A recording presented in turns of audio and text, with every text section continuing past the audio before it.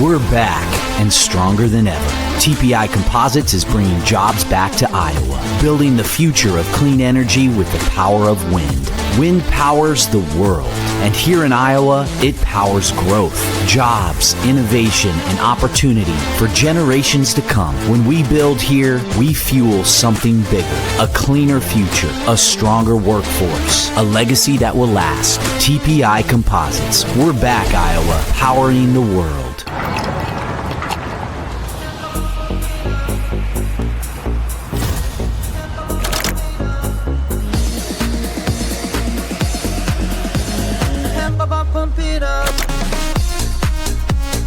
A fuel choice that even rivals can agree on? Now that's worth the hype. Cheaper, cleaner, and homegrown. Pump it up with Unleaded 88.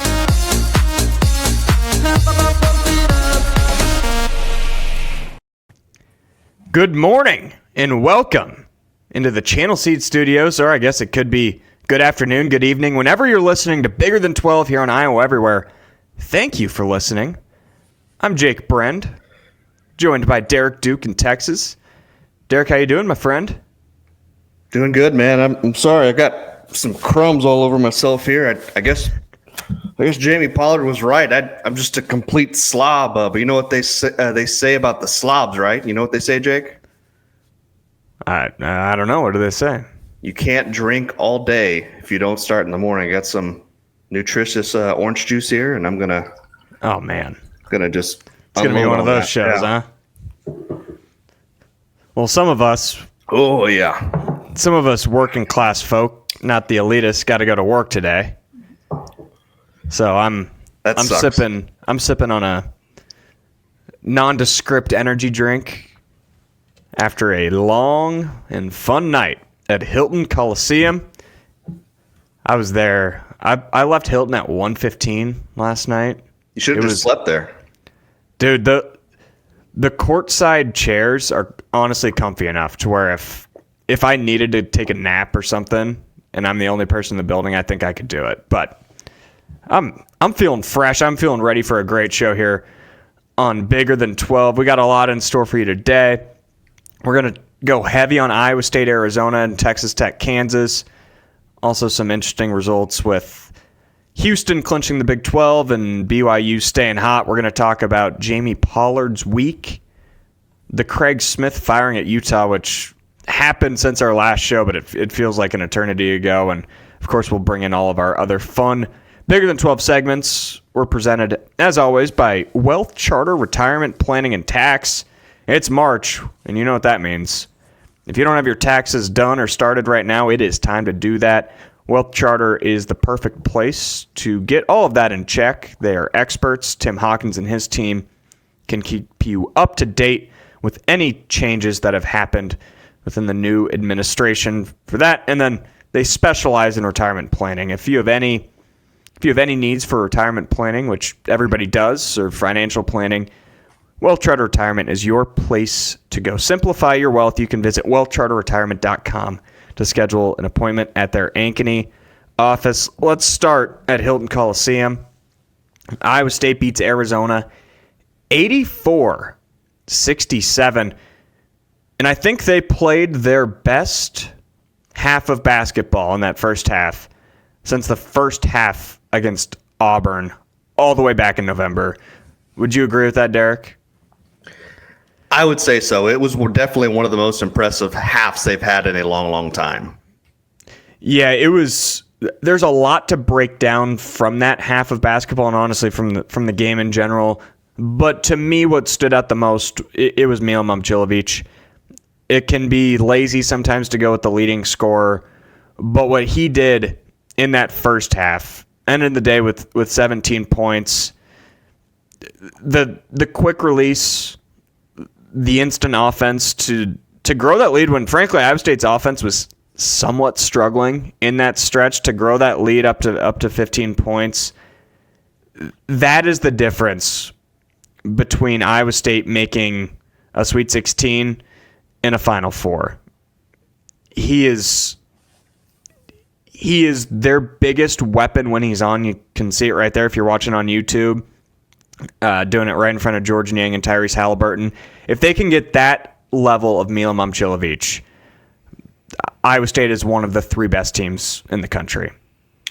Yeah, and they was much needed because Tuesday was a complete disaster down in Stillwater. And as crazy as it may sound, this team, I think maybe they needed to slap in the face to get ready for the month of March. I mean, the Iowa State team I saw on Saturday is a team that is ready for the NCAA tournament. And most of that has to do with the fact that they were back at full strength. And they showed it right away because they got off to a hot start in this one. You go 9 from 13 from behind the arc, which is crazy.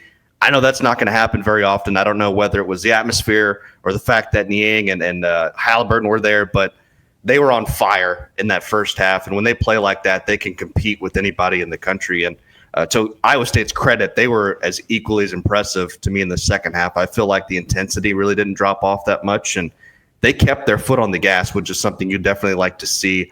And I know everyone wants to talk about, I know you mentioned Milan just now, who's great, of course, but, Lipsy as well. But the 2 underrated heroes of this game to me came off the bench, and I'm not talking about Curtis Jones. I'm talking about Nate Heisey and Brendan Chatfield. Chatfield gives you double digits and 8 boards, and then Heisey gives you a dozen off the bench. And I must give credit to Heisey. He's been playing really, really well. That's a guy we talked about a couple weeks on the show if he should get more playing time, and he's definitely earned it. And when you have your starters playing great and you get this kind of play from your bench, I think that's what can take this team to another level. Yeah, the lack of production from those 2, especially Heisey, that was the main story of this team for a month. It was you have to get something out of Heisey on offense. I know he brings energy. I know he's a really good defender. But when Milan was out and they were getting nothing from Heisey, he was a negative. You fast forward a month, he's now scored in double figures, 4 straight games. He knocked down those 2 threes in the first half last night. When that happens, it makes the defense respect him. It makes life easier for everybody else. Of course, when Milan's also making shots, it makes life easier for everybody else. But yeah, when those 2, Chatfield, Heisey, when those 2 are playing at that level, it makes Iowa State so much more dangerous because last night, Deshaun Jackson, Joshua Jefferson were both in foul trouble. Jackson only ended up playing 13 minutes. Chatfield played 22, 23, which is a little more than his normal role, but he earned it. He was so tough, and that's not like an easy matchup at all either. With Tobe Awaka and Henry Visar, that's a big Arizona team. Their guards are big too. And Chatfield was the best big on the floor. And that's a huge reason why Iowa State was able to dominate and keep their foot on the gas. Very, very impressive effort out of the bench. Absolutely. It was a great win for the Cyclones, much needed win. And, we'll talk about Arizona here in a minute, but I was very impressed with the way they handled themselves, even on the road at times for Arizona. They did fight back there. Of course, I think Iowa State kind of let them back in with some of the turnovers that they've had in that game too. Yes, I'm going to talk about the turnovers in a second. When I was at halftime, the thing that I was most focused on was, okay, since that was the best half of basketball since they played against Auburn and Maui, we all remember what happened in the second half. Iowa State let Auburn get hot, turned the ball over, let them back into the game, and ultimately blew that 18-point lead. All I could think about was how were they going to come out in the second half and respond. And I agree with you. They were more intense. They were forcing more turnovers. They were getting out and running in transition, and they put the game up to I think a 22 or 24-point lead and really made it no question that they were going to win. That was very impressive to me to see how they didn't get content out of the locker room. Now the turnovers. There was a very bad stretch, really the 10 minutes into the second half, where I think Iowa State turned it over, 4 times in 5 possessions or something like that. And a lot of them were just bad turnovers. And Keyshawn Gilbert, he's going to get the brunt of it. He had 7 turnovers on the night in just 23 minutes. I honestly thought he was mostly fine in the first half. He had a couple nice passes. Yeah, he had the turnovers. It was the second half where it was completely forcing it. Really the entire second half, and he got benched. Once Arizona cut that lead to 10, he got benched and didn't return, and he honestly earned the benching. I know he's rusty coming back from injury, but he has to get that cleaned up. He just has to. You can't turn the ball over 7 times in 23 minutes. That's still the recipe on how Iowa State could get upset by a 14 or a 15 seed come March. Yeah, turnovers were the reason why Arizona was kind of able to get back into that game. And for Iowa State, it is the weakness of the team. It's not like it's been a one-game thing. This team has had plenty of games where they turn the ball over just way too much. And some of that, like you mentioned, are self-inflicted, which is frustrating. But at some point, it's got to slow down. I mean, this is what could cost this team in the NCAA tournament, and that would be a real shame because I think this is a Final Four caliber team when they don't turn the ball over. Yeah, and what I'll give credit to Gilbert for is I think he's trying to be too selfless. Like, I think he's so intentional on trying to make the right play and get his teammates involved that he's forcing a pass that maybe doesn't need to be there when he is. I know he hasn't been as good of a finisher lately, but he's an incredible finisher. Sometimes for him, it might just be better. Try and finish through a double team in the paint. Maybe try and get to the line because he hasn't been getting to the line as much anymore. And a lot of those turnovers are him going into the paint and getting up in the air and not having anywhere to go. And then he throws the ball, and a lot of the time it goes the other way for free, easy points for the other team. That's got to get figured out. I was looking at bartorvik.com. It's similar to KenPom. But what you can do on that is you can select date ranges. So I went back to January 27th, the first Arizona game. Since that day, Iowa State ranks 350th in the country in turnover rate. I think there's like 362 teams in college basketball. It goes without saying, that has to get better. There's no way around that. That's worse than I actually thought originally. Me That's too. Really bad. Yeah. That's really bad. Oh my gosh. Yeah, pretty much turning it over on every fifth possession is what the turnover rate has been since that day. So the hope, and if there's the optimistic side of it, they've played 5 fully healthy games in that stretch. It's been a weird month and a half where everybody has had different roles. Feels like every game. So the hope is the team gets healthy, the team gets rested, and you get at least 3 more games before the NCAA tournament. Depending on how many you win in Kansas City, you hope they get those roles back to normal. You gel together and cut those turnovers down from 17-18 to 10-11, and you're in business. Because it's not going to be a low turnover team like it has in the years past. And a lot of that is just because the team is better offensively. When the team's better offensively, you're taking more risks. It's okay if your points per possession and your points per game are going up and your turnovers are going up. But the rate that the turnovers have gone up is just way too high. And TJ Altenberger said that, and he'd echo that. So that is the biggest key to me in the last stretch before the NCAA tournament. And I guess if you want to look big picture, that win probably got Iowa State back in the eyes of the committee as a near 2 seed. We'll never know quite what they're thinking, but when they see a fully healthy Iowa State team is 19-1, and a fully healthy Iowa State team dominated Arizona by 17, a game they honestly could have won by 30, I think that'll be valued by the committee. I'd hope so. I mean, they should definitely take that into consideration now that this team is fully healthy heading into the month of March. So we'll see. I think you're right. I think it does put them back in that 2-seed conversation. I think this team does deserve a 2-seed for that matter, but we'll see come Selection Sunday. Yeah, so talking Arizona, getting to see them in person, very impressed by just how big and physical all of their guards are. Iowa State's got decent-sized guards, not Taman's shorter, but he's obviously bulkier, and Kurt and Keyshawn are both pretty tall guys, a little on the skinny side.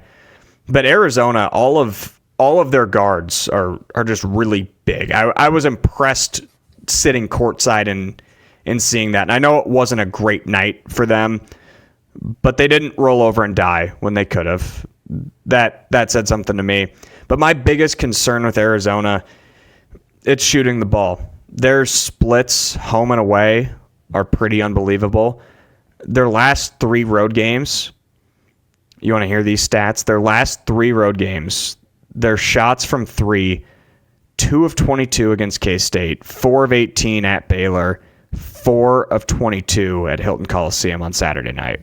Jeez. They've had some really good games at home shooting the ball, but can they do it in the tournament? Because they're not a great shooting team. That's fine. They don't have to be. They're really built off of backdoor cuts, getting into the paint, getting offensive rebounds. That's fine.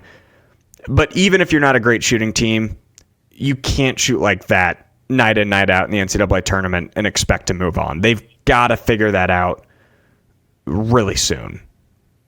Yeah, I think earlier in the season, I was concerned about their defense. I wasn't really concerned about their offense, but after hearing that and looking at some of their recent games, I am concerned about their offense. I mean, after Saturday, Arizona's now dropped 4 of their last 6 games, and I don't care who you are. You don't want to go in the month of March like that. And for weeks, I thought they were playing well offensively. They had a stretch of wins, actually, not that long ago, where they were averaging about 85 points per game. That's just not the case anymore. But also, their defense, I think, has dropped off as well. I mean, as much as I respect Caleb Love as a player, and at times he's been really good this year, he hasn't been the same as of late. I mean, against Iowa State, you look, he shoots 13% from the field. And I looked this up this morning. In 4 of his last 7 games, he shot 35% or less from the field. And in 3 of those games, it's been less than 25%. I mean, they're not the same team that they were a month ago, and I think it shows. And I'm not as confident in this team right now as I once was. Yeah, I'm not either. They have had a really tough stretch, losing at K-State when K-State was playing their best ball in the country, losing a game against Houston. There's never any shame in that, despite the way they lost wasn't ideal. Losing at home to BYU, who we're going to talk about in a minute, is also one of the hottest teams in the country. So there hasn't really been a head scratcher, but yeah, they're not playing at the highest level. They're not peaking at the right time, which would be my concern for them going into March. My other concern is they're pretty much looking like they're squarely on the 4 or 5 line. So I have no doubt that out of that spot, they're going to make the Sweet 16. But the 1 seeds this year are so strong. This is a bad year to be a 4 or 5 seed. So if you're Arizona and you're matched up in the bracket with Duke or Auburn or Tennessee or Houston, you're hoping that one of those teams is the unfortunate 1 seed to get knocked off by an 8 or a 9, because you don't want to see those teams. But again, Arizona's got the athletes. Arizona's got the dudes to match up with one of those 1 seeds, but you don't want to. I'd rather be a 6 seed than a 5 seed this year. Yeah, they're a team that's definitely trending in the wrong direction right now going into the most important month of the season. We'll move on from this game in just a second, but I do want to talk about the atmosphere for Tyrese Haliburton and George Niang. It was both of their first games back since their last game in Hilton. George, it's been 2016, Haliburton 2020. And it was really cool to see just how good of friends these guys have become. They never played together. Their times were separated by, I think, 3 years. And these guys are literally best friends. And that really came across in both their press conferences. And the buzz from the jump, it was electric. The pregame, it was a combination of Haliburton and Niang being in the building, an 8 o'clock tip on a Saturday, which doesn't happen that often, and learning that Keyshawn Gilbert was going to play about an hour before the game. It was a great atmosphere, and it picked up the team when they really needed it after a really, really tough Tuesday night in Stillwater. Some sweet swag there, man. I see the jacket that Haliburton has on. Neither one of them wearing the eye block, the state logo. So I find that very interesting. I like that. That's pretty cool. That Haliburton jacket, I was talking with Ryan Workman. He's the SID for Iowa State men's basketball. I asked him how much he thought that jacket was, and it's like $300, $500. He didn't know, but yeah, it's probably up there. And what I said is, okay, I'm just never throwing away clothes, because that thing in the 90s when it was bought was probably like $100, something like that. And now that value is skyrocketed. So any clothes that I have, I don't care if it looks outdated or it doesn't fit. I'm saving it, because you have no idea what the gear now, what it's going to look like when it's retro and in 30 years, because that jacket is sick.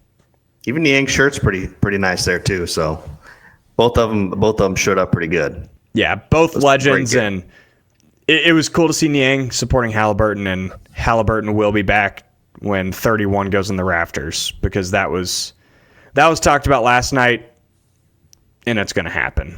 It's got to happen. Has to happen. Should we talk about Texas Tech or Kansas?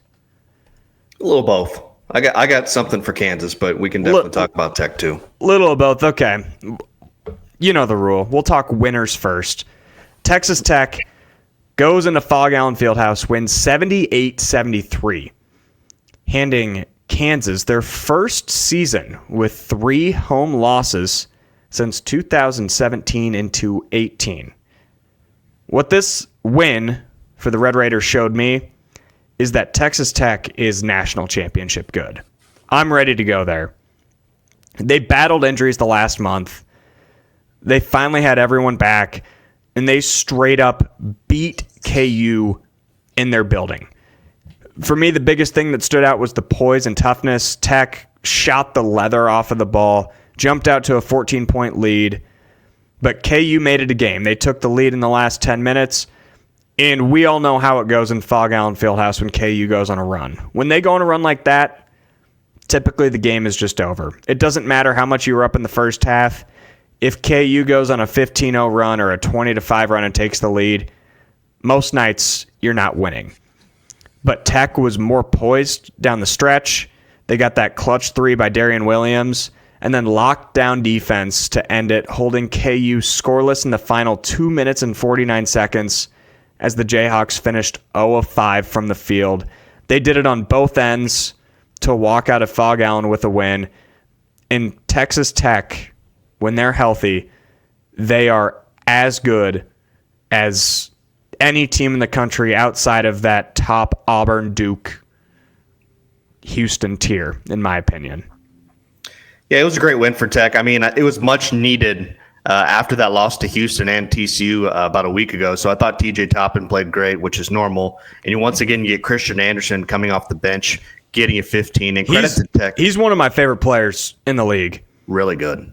Really good, really fun to watch. And credit to Tech, because at one point, like you said, they had a 14-point lead, and they pretty much blew it in the second half. In fact, Kansas took the lead, I think, with a couple minutes left in the game. And it just seemed like the Red Raiders, even in that crazy environment, they didn't get phased one bit. When push comes to shove, I thought they battled back and fought really well. I think that's exactly who this team is. They're tough, they're gritty. And I know this Kansas team isn't the classic Kansas team, but it's not easy going into Fog Allen Fieldhouse and then getting a win. Yeah, you mentioned the poise and the toughness to not get rattled. And Christian Anderson is the one that stands out to me. This kid's a freshman. 15 points, 5 of 10 from 3, 6 assists, and no turnovers. no turnovers as a freshman in Fog Allen Fieldhouse.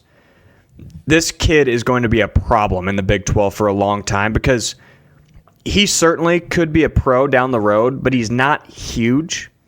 So he's probably not a can't-miss NBA prospect. He's the type of guy that could stick around in college for 4 years, and he looks like he's got the tools to be the best player in the Big 12 a couple years down the road. He is that good. I've been that impressed by him this season. In the big games, too. He was awesome against Iowa State in Lubbock. He was awesome again in Fog Allen. I want to say he had a really good game against Houston earlier this week, too. I've just been very impressed by the freshman guard. He's had multiple games this season where he comes off the bench and gives you at least 15, which is outstanding as a freshman. Yeah, and that's another piece that you need to make a Final Four run. You need that flamethrower off the bench. You need instant offense to come in if Darian Williams twists an ankle, or if JT Toppin gets into foul trouble, or if Chance McMillan is cold like he was yesterday. When you can have an option like that, it makes them tough to beat. I still am a little concerned about their front court depth. Toppin has been banged up a lot of the year, and it's just because he plays so hard. It's the best part about him, but the downside to that is, he gets dinged up, and yesterday he got in foul trouble. And Frederico is good, awesome name, by the way, but it's just kind of those two down low. And if they run into the wrong matchup, a team could probably take advantage of that and make life difficult. But I'm very confident in that team to make a deep run in March. But we're in March. Gosh, I love March. For sure. I'm curious to hear your thoughts on Kansas. So I'm going to be very negative towards Kansas, but before I do that, I do want to give credit to KJ Adams. I've been hard on him a lot this year. I've said he needs to be a role player. He can't really be a starter, but he was the only reason KU was even in the game. Yep. Like the only reason. I'm not giving credit to anybody else on the floor. 21 points, 10 of 12 from the field, 13 rebounds, and dozens of other plays that can't be tracked by stats. He was hustling all over the floor. He willed Kansas back into that game, and he was playing like a guy who had pride for the Kansas on the front of his jersey, which in the 2024-25 season has been rare for a lot of that roster. So credit to KJ Adams. Outside of that, this Kansas team is not the same. They're not good. The late game execution was maybe the most concerning part for me. We've already seen them blow that game against Houston, which I still don't know how they did that. This game, they were down 3 with 18 seconds left. They wasted 8 seconds dribbling around, and Zeke Mayo got stuck, tried to draw a foul on a contested 3, missed it so bad. It was awful late game offense. And it's a team that they're not going to win a tournament game. I'm sorry. If they're a 5 seed, I don't care who the 12 is. I'm picking the 12. I'm at that point with this Kansas team. When you sent me the rundown, you wrote a disaster for KU, and I thought disaster, honestly, might be putting it lightly. This Kansas team is just totally lost. I mean, at times, it's frustrating because at times you see flashes of a really good team, but at no point this year have they put it all together. And now they lost to Texas Tech. I wasn't shocked by that. I don't think the story is about this game necessarily for Kansas to me. I'm kind of looking at the big picture here, and I wanted to take a look at Bill Self's career at Kansas, and I found something interesting. Since he's been there at Kansas since 2003 and prior to last year, he had never finished lower than 3rd in the Big 12. Then last season, they go 10-8, and they tie for 5th in the conference, which was his lowest finish in the conference during his time in Lawrence. And then this year, they're in 6th place right now with already 8 losses in Big 12 play. And I don't know about anybody else, but did you see that statement from Self after the Tech game? Yeah, so we should probably address that. Zeke Mayo had a rough game. But the hate that he got online, unnecessary, way too far. And I know this Kansas team isn't up to standard. I know the KU fan base doesn't like this team. But the hate that he received was absurd and too far. And Bill Self shouldn't have to put out a statement like that. Bill Self has, you'd think, earned the trust of the KU fan base. I know it's been a downslide the last couple of years. Aiden doing a great job producing, pulling up the statement. It's a very bizarre statement if you don't know the context, but yeah. Zeke Mayo posted on Twitter some DMs that he received from Kansas fans, and it was disgusting. So you hate to see that, and you hate to see Self have to come out and say, like, these guys are trying, because they are. They're competitors, dude. This isn't the same KU team, but I promise you they have pride, and they're trying to win. So just don't be a bad person. That's kind of what it comes down to. I thought that was very interesting for him to release that, and for him to have to release that during a season, to me, is it's shocking to see, to say the least. And then on top of this report, or on top of this statement, you have a report that came out recently that he thought about leaving Kansas for Oklahoma State last year. I mean, there's just a lot of weird things for me that are going on in Lawrence right now. Yeah, I saw several different reports on that Oklahoma State thing. To me, the way I read into it was that's a guy paying respect to his alma mater, having a phone call, helping with the coaching search, but I don't think he was ever going to leave. I think Bill Self's last job in college basketball will be at Kansas. Is that at the end of this year? It could be. They're not going to fire him, but he could retire. I don't know, Bill. I'm not plugged in like that or anywhere close, but I don't see Bill Self ever coaching anywhere else. It's weird to think about him coaching anywhere else. It's been my whole life pretty much. I don't remember what life was like before Bill Self at KU. I could agree with that. I don't know if he's going to leave, retire, whatever it is. I just find it very interesting that all these things are kind of just happening this season. Yeah, and I think the timing of that report, that was intentional of when it was leaked. I don't know if that was on Self's end, but I would imagine that information has been known for a while, and some KU booster or big journalist is like, all right, let's get this out now. Because it was too perfect of timing coming off of a bad stretch. I want to pull up this stat. This comes from Rock Chalk Blog. So Bill Self's record against some of the current Big 12 coaches at their current schools. So all of these coaches would have started or joined the Big 12 in the last 3 or 4 years. Grant McCasland, 0-2. Jerome Tang, 3-3. TJ Altenberger, 4-3. Bobby Hurley, 1-2. Craig Smith, 0-1. Darren DeVries, 0-1. Kevin Young, 0-1. Kelvin Sampson, 1-2, about to be 1-3.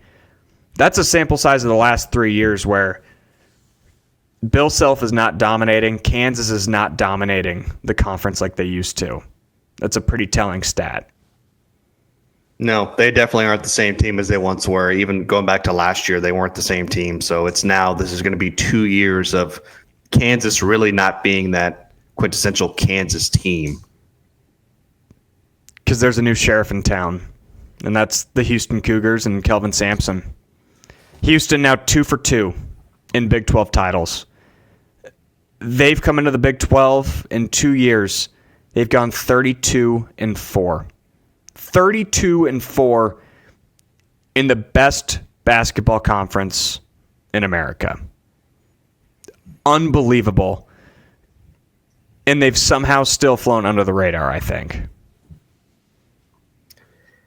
Yeah, I mean, to those in the Big 12, I don't think they necessarily have flown under the radar, but nationally, I think they have. I mean, for this team to come into the Big 12 from a group of 5 and win back-to-back Big 12 titles, it's unheard of. I mean, like, how many programs in the country can come from that level to a Power 5 conference and win back-to-back regular season conference titles. Like Houston might be the only one.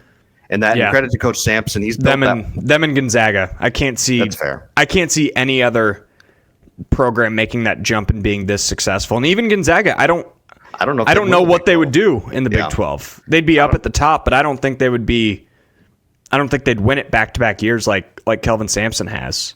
Yeah, I don't think so either. And credit to him because he's built this program into a national title contender year in and year out. And call me crazy, but I do feel like you said, Houston is the new Kansas. Like they are the cream of the crop of the Big 12. Houston is the new basketball standard in the conference. And good for them. Like this team should be talked about more and from the national media, but they aren't, which is a shame because I'm sure Houston, let's face it, they're going to do their talking in March. They don't care about what anybody else has to say about them. They care about what they're going to do in the tournament. And speaking of the tournament, I think this is a Final Four team. Yeah, I think the reason they've flown under the radar, last year Jamal Shed hurts his ankle in the Sweet 16 against Duke.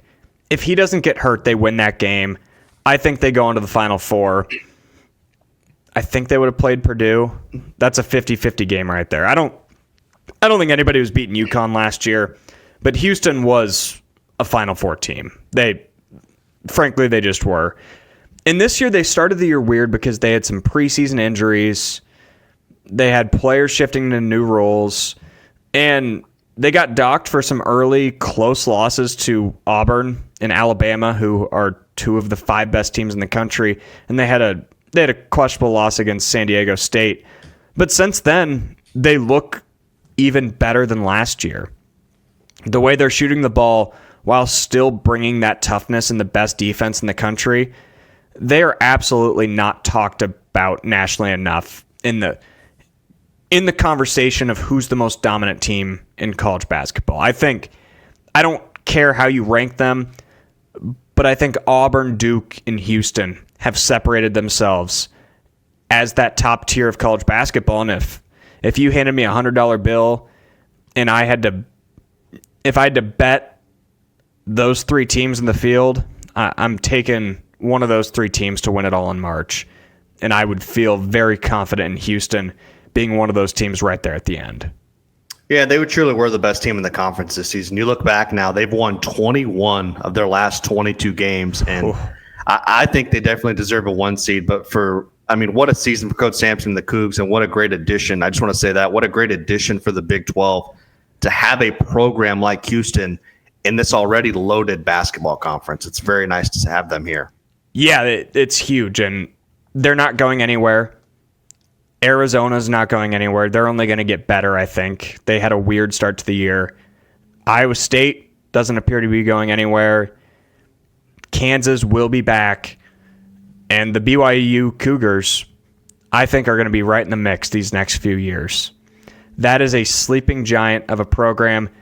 They dismantle West Virginia after a really rough first half. It was like 14-13, like 6 minutes left in the half, I think, is what the score when I was rewatching that back last night. And then they just pounded West Virginia. It wasn't even close. They've now won 6 games in a row. Kevin Young has brought this NBA offense to BYU. They have the backing of a lot of NIL money, one of the best atmospheres in college basketball in Provo. And listen to this stat. So I mentioned Bart Torvik earlier. Dating back to February 11th, they are the 3rd best team in the country. That's a 3-week sample size. They're 6-0 in that stretch. They are playing at the highest level of any team in the Big 12 right now. And they are not a team that you would want to see in March. Yeah, I think they're definitely one of the hottest teams, not just in the Big 12, but probably the entire country. And this is a team in the conference that I would want absolutely no part of. 6 wins in a row in the conference, which is not easy to do. You watch that game against West Virginia on Saturday, and they only scored 25 in the first half. And I thought maybe they cooled down a little bit, and then they come out and drop 52 in the second half. And that's exactly what makes this team so dangerous. They can catch fire And speaking of fire, this team has caught fire at the right time. Like, you want to go in the month of March playing your best basketball, and BYU is doing just that. Like, good luck to anyone who has to face this team moving forward. Well, they're such a great three-point shooting team. And yesterday, they didn't even hit their second three-pointer till well into the second half. And they still were able to blow past West Virginia. West Virginia's got problems of their own. I don't want to repeat too much of what we've already said this year on the show. They're just limited. That's okay. They overachieved early. We'll see if what they did early is enough to get them into the big dance. They're lucky it's a very weak bubble this year, so I think they're going to be in. But I wouldn't really have confidence in West Virginia being a team that can pull an upset or two in March and make a run. No, this game's all about BYU for me and how far they can go. Yeah, I don't know what seed they can get up to. They've got a massive opportunity Tuesday to go into Ames. We already know that that's a bad matchup for Iowa State. Just the way they play, BYU shoots a lot of threes. Iowa State's defense is built to make teams beat them from three. So if they get hot, they can definitely win in Hilton Coliseum. We already saw them win in the McHale Center at Arizona.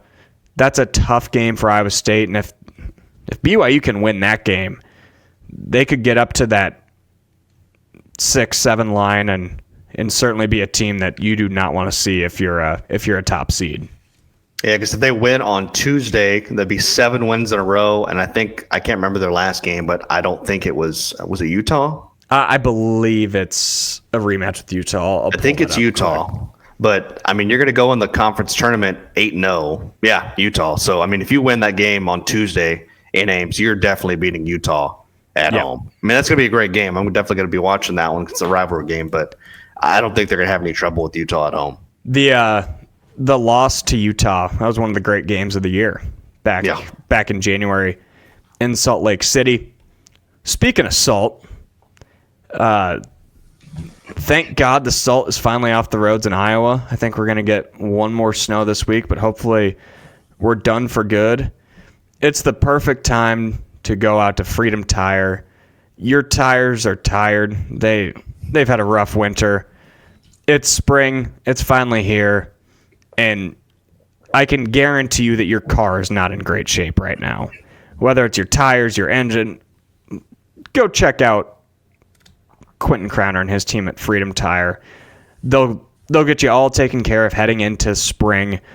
Whether you're driving for the NCAA tournament, driving down to Kansas City for the Big 12 tournament, you got to make sure that your car is all right and fresh. We want to thank Freedom Tire for sponsoring our local program. They're a local business with locations in Ames, Ankeny, Des Moines, West Des Moines, Urbandale. Not Ankeny, Altoona. That's my bad. How many times have I done this all year? And at least 100. Yeah, at least 100. At least 100 times, Jake. Don't drive to Ankeny to look for a Freedom Tire. Go to Altoona. We'd also like to thank TPI Composites out in Newton. They're reopening their production facility, and they've got a need for a lot of jobs. They're powering the world as wind powers the world. And here in Iowa, that wind is powering job growth. They're hiring positions from production associates to HR to maintenance to accounting to quality management and more. So pretty much a job for anybody. If you're in the business to maybe change careers or change companies, TPI Composites in Newton would be a great spot to go do that. You can visit tpicomposites.com and click on career opportunities, or simply search TPI Composites on LinkedIn. Aiden, want to come on in with the Iowa trivia question? All right, Derek. Some Iowa State Fair trivia this week. I'll give you within 5 years. When was the first Iowa State Fair held? Oh, God. Is it over 100 years? It's got to be over 100. Well over. Okay. I'm going to say, I don't know, 1895. 1854. Gosh. It's the first Iowa State Fair. It's a long time. Yeah. Were they deep frying everything back in Yep. You have to the imagine. 1800s? Okay. Yeah. Is that this week? Is that this week? Or I thought that was in August, right? No, it's in August. The August? first one was held in October, but Not a bad month this to year have. it's It's genuinely at the worst time. August I- 7th through 17th this year. I like the fair, but if it was in June, it'd be so much better. August in Iowa is so miserable and so humid and so hot. And then you're walking around deep fat frying everything, deep fat fried hot dogs, Oreos. Oreos. That's so good. Everything is good. But yeah, when you're just eating grease and grease and grease and then walking around and it's 95 degrees and you're drinking beer, Yep. you don't feel great. So, but this past year, my gosh, it was the best weather that I've ever experienced at the fair. It was like upper 70s all week. It felt so good. Because They fry corn there. oh yeah, they fry everything. I need to go there one day and get like some kind of corn. I'm sure if corn dish. I'm sure if they could, you could deep fat fry a beer. I think they'd try it. I don't know how it'd work. They do for the Texas state. They do like a deep fried butter. People eat deep fried butter. Oh yeah, they've got that. That's a I see that, staple. I'm like, why? That's a I staple. I get it, but why? I don't know. Well, speaking of beer, Oh, I can tell you where you're not going to get beer, and that is at Jack Trice Stadium. Jamie Pollard made the rounds this past week for his comments regarding not selling beer at Jack Trice Stadium. He also received an extension this week. My opinion, I'll reserve for a couple minutes down the road because I'll defer to Derek on his stance on Jamie Pollard's latest comments. as a slob, I think you know my stance on this. It was a poor choice of words to say the least. I mean, as for the stadium, there's several different comments he made, and I'm kind of just going to go point by point here. But he said the stadium's not built for it. Like, that's bullshit. I mean, I was there for the George Strait concert last May. Yes, the lines were long, but guess what? You could still get a damn beer, and not everybody at a football game is necessarily buying beer. Whereas a country concert, I mean, let's face it, everybody and their mother is drinking a beer, and that can be very easily fixed if you put some effort into it. And another thing was the behavioral issues. That's way overblown. That's been proven by other schools, and even, in fact, in the same state as you at Iowa, it has been proven that they've had less instances happen after selling beer inside the stadium.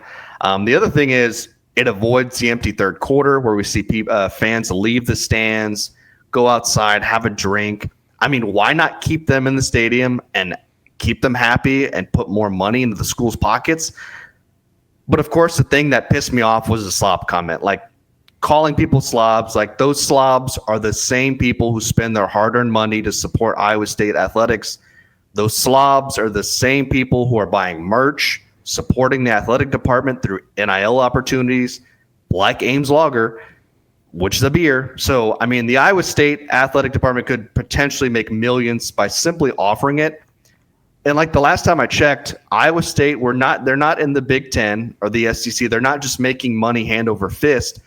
And whether he meant it or not, like, Pollard's comments portrayed the idea that if Iowa State fans want booze, they better donate more money, because if he decides he's going to take the moral high ground and the route that he has been taking and the comments that he made, then there shouldn't be a drop of alcohol inside the stadium. If you're going to offer it to big money donors, then it better be available to the common slobs as well. And if Pollard had just said, no, we weren't considering selling alcohol inside the stadium or something like that, I don't think there have been any issues. I mean, instead, he decided to use that specific word and attack the fan base. Like, and I know everybody may not agree with my take, and I understand, but the fact of the matter is that people are going to drink whether there's alcohol inside the stadium or not. Like, and maybe offering a $12 to $15 beer or cocktail would make people think twice about drinking as much as humanly possible. Then again, maybe it wouldn't. But either way, it at least afford the opportunities for the responsible Iowa State fan to have a drink while they cheer on their team. Yeah, I agree with everything you said. My opinion on this topic is that I'm so sick of the topic. When I saw those comments this week, I'm like, how is this in the news again? Pollard is never changing his stance. I disagree with it, but it is what it is.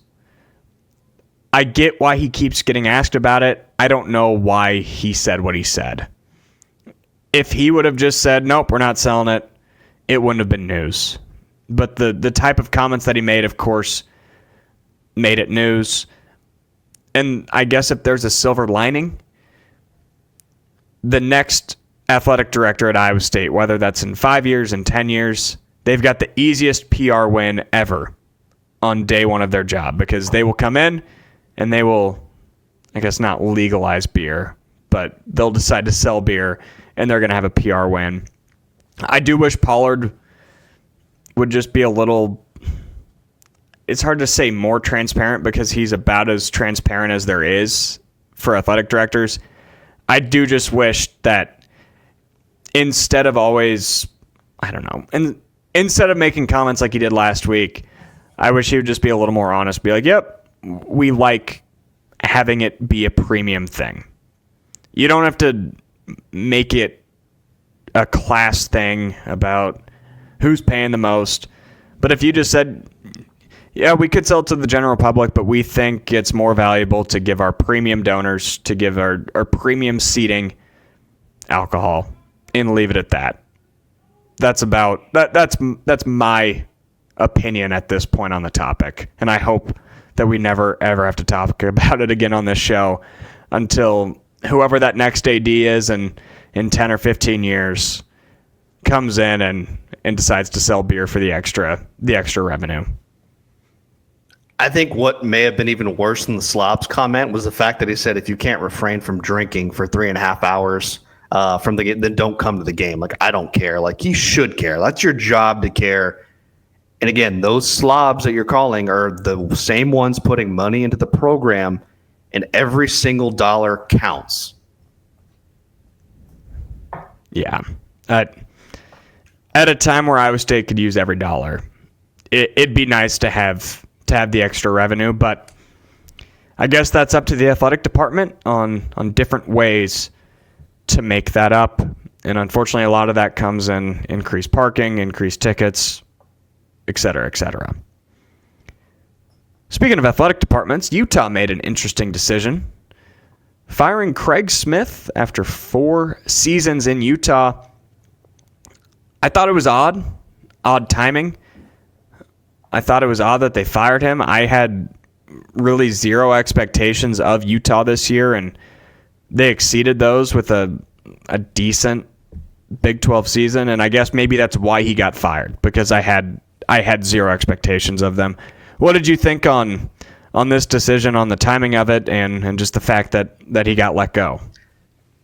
You know, when I heard that, it kind of caught me off guard. And when I look at Utah as a program, it's a program that has made the NCAA tournament 3 times in the last 20 years. It's not like we're talking about Kansas here, or even most Big 12 schools for that matter. It's not a very desirable job in the world of college basketball when you really think about it. I mean, before Smith took over in Salt Lake City, I think the Utes had made the tournament twice in the last 10 years. So I don't think expectations were like crazy high when he took over. In his first 2 seasons there, they go 11-20 and 7-15 before they go 22-15 last season in the Pac-12, where they did make an NIT appearance. So you could see the program was slowly developing a little bit in those first 3 years. But now Utah's in the Big 12, which is a night and day difference from the Pac-12. It's not even close to comparison when you look at those 2 conferences. And to prove it, like, one of the conferences doesn't even exist anymore for that matter. So yeah. I don't think Utah was so bad where he needed to be fired right this instant. I mean, before they let him go, I think he was 2-1 in his last 3 games. And is this the tournament team? No, but they probably could make the NIT. Like, I don't really think that they had to fire him this year. And then for that, I mean, right now, I didn't feel like he needed to be fired right this instant. Yeah, and that's the weird part for me. It wasn't necessarily the fact that he was getting fired. It was they'd seemingly been playing pretty decent basketball the last month. Like they were undoubtedly a better team in the month of February than they were in January. that's what I thought was odd. But I believe it was Brent Bloom on Cyclone Fanatic that was talking about the new trend in college basketball is going to be coaches getting fired mid-season, to have that guy in place before the transfer portal opens up and to get ahead on that. Because we are in the age now where you can do a one-year rebuild. We saw it with TJ Otzelberger going from 2-22 when he took the program over to the Sweet 16 in 1 year. It's doable, but you also can't be hiring a coach mid-transfer portal season because you'll be left behind for the next year. So in that sense, if Utah was dead set on getting rid of Smith, then I guess doing it at the end of February makes sense, even though the team did have a little bit of momentum. I don't really even see a reason that he should have been fired. I mean, first season in the Big 12, it's a big step up from the Pac-12. They weren't terrible, and he did show improvement in his first 3 years there. So it was slow. I mean, they weren't great. Like I said, they're not going to be a tournament team, but I would at least give him at least one more year. Yeah, I mean, they had that good stretch against Kansas, K-State, but it's still a program I don't really see going anywhere. So, new blood, I guess it could prove to be the right decision. I don't think Craig Smith was going to turn this into a perennial NCAA tournament team as is. At least it didn't seem that way. So I'll be interested to see who they hire this offseason and if there will be any other coaching positions to be filled in the Big 12. I think that kind of concludes our main topics. So we're going to get into the random Big 12 basketball player and close out with some Big 12 picks. After that, I'm on a 3-week hot streak. Come on, Aiden. Aiden is coming to dethrone me. I see it in his eyes. Y'all ready? Yep. Do it. All right. This guard played all 4 years of college at one Big 12 school. In his final 2 seasons, he averaged over 15 points a game, and in his senior season, he led the team in scoring, averaging 15.4 points per game, which earned him third team all Big 12 honors. This is probably a good one here. During his time in college, he had 3 different head coaches, and his school only made the tournament twice while he was there.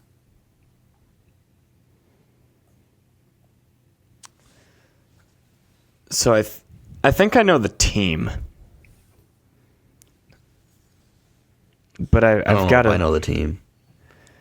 He went undrafted. I'll give you another hint. He went undrafted when he left school. I think it would have been a basketball player at Tech that would have played under Beard, Adams, and McCasland. But I'm struggling to find who would have been their leading scorer. I guess that would have been last year. This player has not played in the last 6 years. Oh, okay. Oh, so we're okay. going back. So maybe it's not Pre-COVID. Tech then. Who would have switched? Who would have had 3 different coaches? I'll give you another hint. He went undrafted in 2018. 2018. So part of me thinks it's maybe Oklahoma State. I'm trying to think who else would have that much turnover. Yeah, I'm kind of blanking. Is it Lindy Waters? Is that his first name? Lindy No. Waters the third. No, it is not. Okay. You want to take a stab at it, Jake? Yeah, why am I blanking on? Is it? Oh, Iowa State beat them in the first round of that 2018 Big 12 tournament, and I just it's not it coming out. to my mind. It's not Spit coming to it my out. mind. All right. The answer is Jeffrey Carroll, Oklahoma State. You don't think I would have gotten that? Yeah, that name brings back like an image in my head, but yeah, I don't think about Jeffrey Carroll too much. I'm sorry, bigger than 12 fans, I've failed you. I thought the 3 coaches thing would help you out a lot there because they were. I mean, I can't remember the coaches' names. They went from Ford. They went from Ford to Underwood. Brad Underwood was there. Oh yeah, for one season. I always forget Underwood's 1 year, and then they went to Boynton.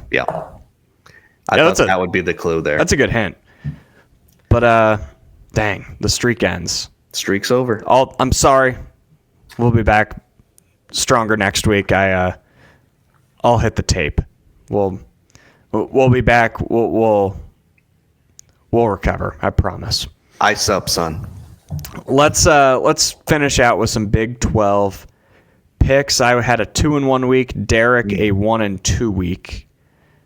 Oh. Derek's 7-11 on the year. I'm 10-8. So we're pretty close. We're gonna start with the final big Monday of the season.